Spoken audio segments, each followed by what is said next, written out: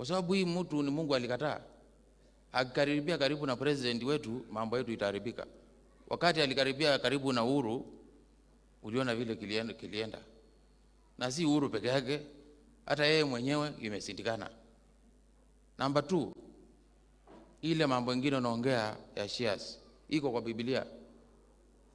Wacha hii ya hii kitendawili, hata hii ya shares iko kwa Bible.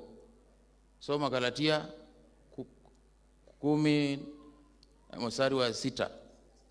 Wakati utapata nafasi ya kufanya mema, fanya mema kwa watu wote, lakini sana sana kwa watu wa nyumba ya imani. Bwana asifiwe.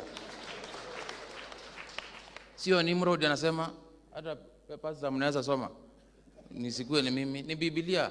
Wakati utapata nafasi ya kufanya jambo kwa watu, fanya kwa watu wote, ni Biblia ikaweka . Alafu inasema sana sana kwa watu wa nyumba ya nini? Ya imani. So unafanya kazi kwa watu wote. Tukienda Mbondo iko polisi, iko chief, kazi inaendelea.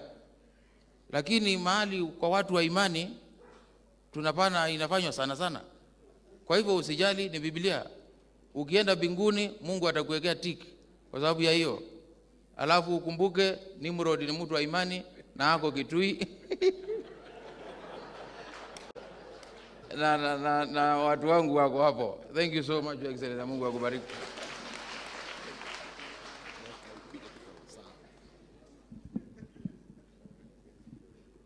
Asante sana.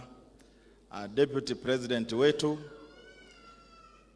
Governor wa Nyeri, Governor wa Nakuru, rafiki yangu sana, mjumbe wa hapa maeneo mahali tuko,